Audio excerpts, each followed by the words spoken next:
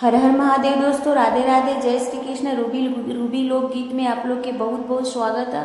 तो चली जाए एक शिव भजन बहुत ही प्यारा आप लोग के सुनावे खातिर लेके आएगी।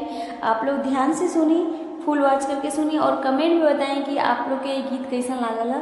बहुत ही अच्छा गजब भजन बाटे, काहे से कि मैं बतावल गए कि भजन करे खातिर, भक्ति करे खातिर बतावल गल है। जीवन का डोर कमजोर बहुत है, एकरे खातिर भजन और भक्ति में लीन रही जा, ऐसा बतावल गल है। तो आप लोग ध्यान से सुनी, फुल वॉच करके सुनी और बताएं कि कैसे लागल गाना आप लोग के।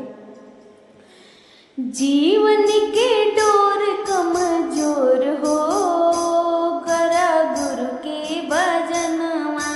जीवन के डोर कमजोर हो, करा गुरु के भजनवा।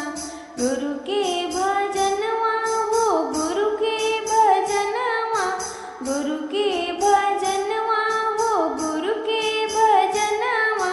जीवन के डोर कमजोर हो, करा गुरु के भजनवा। जीवन के डोर कमजोर हो, करा गुरु के भजनवा। दया बरसइहे जरूर हो, करा जीव के भजनवा। दया बरसइहे जरूर हो, करा गुरु के भजनवा।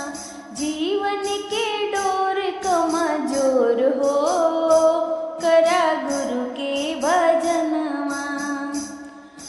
जटवा में बहे शिव की गंगा के धार हो, गंगा के धार पर गंगा के धार हो। डुबकी लगावा उठी भोर हो, करा गुरु के भजनवा। डुबकी लगावा उठी भोर हो, करा गुरु के भजनवा। जीवन के डोर कमजोर हो, करा गुरु के भजनवा। मस्तक पर शिव जी के शोभेला चंदा, शोभेला चंदा हो, शोभेला चंदा। चंदा के आरती उतार हो, करा गुरु के भजनवा। चंदा के आरती उतार हो, करा गुरु के भजनवा।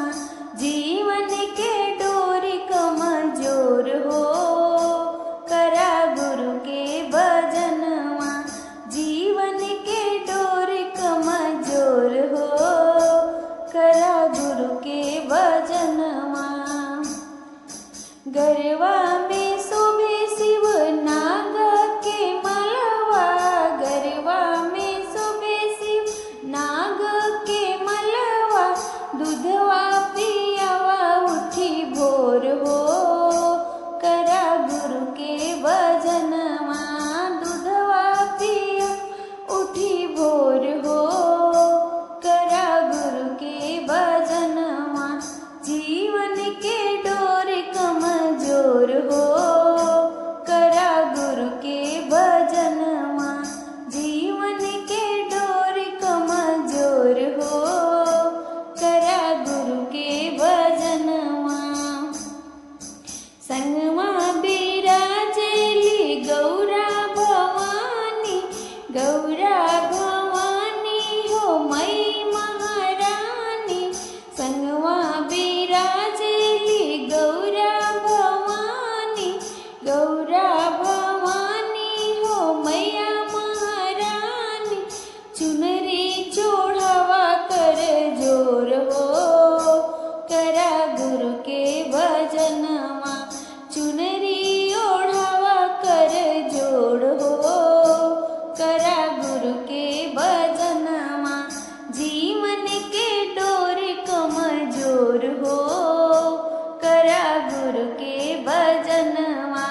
जीवन के डोर कमजोर हो, करा गुरु के भजनवा। हर हर महादेव दोस्तों, जरूर बताएं जाए आप लोग के गाना कैसा लागल है।